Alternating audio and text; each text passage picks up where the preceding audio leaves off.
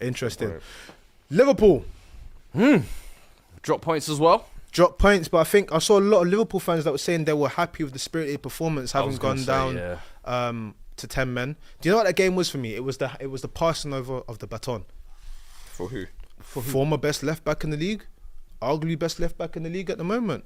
Thank you very much. Big shout. Come off the Big pitch. Shout, I like assists, it. you know. I like it. Anthony Robinson, I think, is one of the most underrated players. If he wasn't 27, and he has been. If he wasn't for 27, about 3 years, I think. Yeah, if he wasn't 27, a lot of clubs would be looking. Yeah, I think he's gonna get moved this summer. He should get moved. I mean, He's been. I think it's a gravy. good age to come in and perfect just instantly impact. competition. I think so for- as well. But you know, when you're left at back. 24, it's a bit more like. Yeah. For a defender, I think that's not bad. Yeah. To come in at 27. I think Liverpool take a lot of promise from that game, though. I think going down to 10 men as early as they did as well. And I thought this is going to be interesting to see how kind of Arne Slot reacts and coaches. Does he batten down the hatches and thinks, you know what, let's go for a bit of Salah individual brilliance or something like that. But, bro, they kept playing. They went 3 at the back. Shout out my boy Gravenberch as well. I want you to speak on that performance as well. We spoke about, you know, he's a central midfielder adapting to a new defensive midfield role. Take to that like a duck to water. And, you know, I've been throwing around the little rude hullet meme. And they were like, hey, whoa, chill. We playing centre back now and getting clean sheets. Not clean sheets, but doing a job there as well. I'm like, yo, listen, there's nothing this man can't do at this point. You know what I'm saying? But I thought the game plan overall and the way Liverpool reacted, especially in the second half, come out of the blocks like that. And I think the little link up Salah and Gakpo are doing. Salah's playmaking, he's always been in his bag for the past couple of years, to be fair. But then Gakpo popping up at that back post, I think it's becoming a go-to move for I've them. got to say it, man. Listen, FSG, listen. Drop the arrogance. Pay him his money. Give him the shares. Do whatever you need to do. You know what, though? Listen, what are we talking about now? What are we talking about here now? I know. What are we actually talking With about Salah, yes. Give him his money. I can't lie. Yesterday, Trent might have cost himself the bag. I can't lie. Trent might have cost himself the bag. You might have got 50k taken off your wage. Because you know when you go down to 10 men, Yeah. it's when you need everybody to rise. Yeah. I need you to do double the yards now. Why did Trent do half?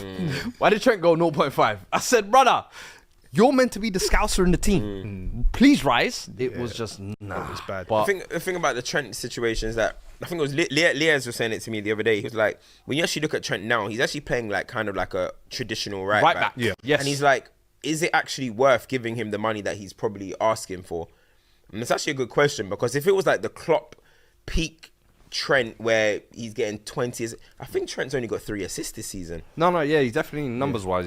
So it's like Arne Slot is probably like kind of made him we've praised him defensively more this season. It's kind of made him a little bit more like defensively aware and maybe a bit more balanced and stuff. But in terms of his peak creativity and creating goals and stuff, it's obviously, you can see it's gone down. So like the money that he's requiring is superstar money because of what he does, superstar output for his position. But if he's not putting out a superstar output in this kind of system for Slot, maybe that's what the board are looking at. Like, well, maybe if it was 2 years ago, we would give you that money. You know what he's capable Not of. say, you know, I'm a big I'm a big I fan. think it's and you different know as the well. weapon he can be as well. I think it's different for us as well because we're not Liverpool fans, and I do think if there's any team that having one of your own means something truly to, it's them. At the end of the day, post the Virgil van Dijk and Mo Salah era, you're looking at Trent to be the captain, the skipper, to fulfill the fallacy of Steven Gerrard. You're looking for that. So if you were to lose this individual to Real Madrid, it's somewhat damaging. So I think there's that element of it. I understand what you're saying about performance, but I'm not even saying he's paying necessarily No, bad. it's just I'm that just saying, you're is not he seeing- paying Not putting out the superstar same money? output as Yeah. previous years. Yeah. But I think the issue that right back at the end of the they've day. got is it's like it's so mad. I know we briefly had a conversation before, but it's like you can't let Hall of Famers just walk out the door. Yeah, but do you know what though? I feel like with that conversation anyway, we go around in circles. Yeah. We know they should probably try and pay them. They just said that Trent has rejected 3 deals. Yeah. But I think apparently he's well, Marca are putting that out, and you know they're the Real Madrid. They like to find a way to get every player to the club. But I actually think though yesterday, like I think Fulham started well. I thought Harry Wilson was playing well. Iwobi was doing well.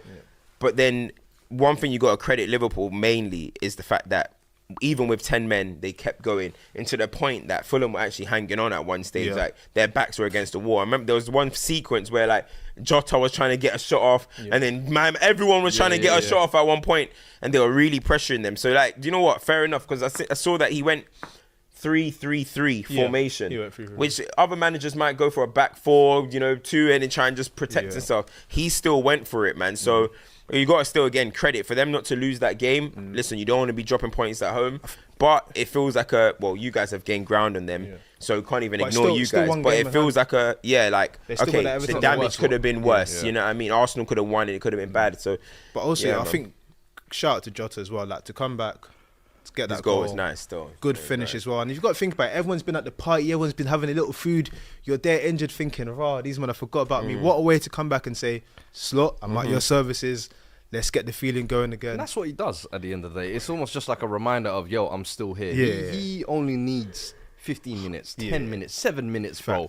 He's going to some way, somehow make an impact. He's one of those players, if you're going to go for a title, what you were saying earlier about Arsenal in terms of your attack, you need to have a set attack. You also need to have strength and depth. And that is almost like the ideal level of strength and depth. Can cover multiple positions.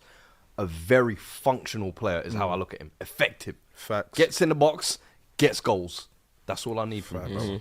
Yes, it's a scary time, man, because like you said, Fulham are not no chump team to play. So to get those points for them, that'll make it feel buzzing. To get that 1 point, it's like, we didn't lose. We've got confidence. We can keep moving. So Liverpool are doing their thing, man, and their fixtures look interesting for them. They can build momentum. Decent the past couple of weeks for Liverpool as well. Soboslai, I think he's been steadily improving. I can't lie. Obviously, maybe not doing what when he was signed up, the 40-yard screamers and everything. But I think the way he's keeping the game ticking, the way he's creating chances for them, he's improving this season. I think it's going a little bit under the radar. I can't lie. We mentioned him a few weeks back, but I think what's so hard is, when there's an outline in the team, someone else gets managed. Like Gravenberch's level has been so amazing that it's kind of like, and that's what I feel like. I feel like because whether it's McAllister last week, Gravenberch, Salah, Diaz, Gakpo, there's always someone popping up, but he just has quietly been going on the road. And I remember with Caicedo, it was like that last year. Do you remember he was just putting 7.5s out of 10 every week, and all of a sudden now this season everyone's like, oh, Caicedo, best midfielder in the world. It's like, these men have been cooking. Listen, man, any other business we need to address? We spoke about. This guy's got a good little win, but you know what I mean? Little light win against Southampton. It's a good win. I actually think though, yesterday, like, I think Fulham started well. I thought Harry Wilson was playing well, Iwobi was doing well.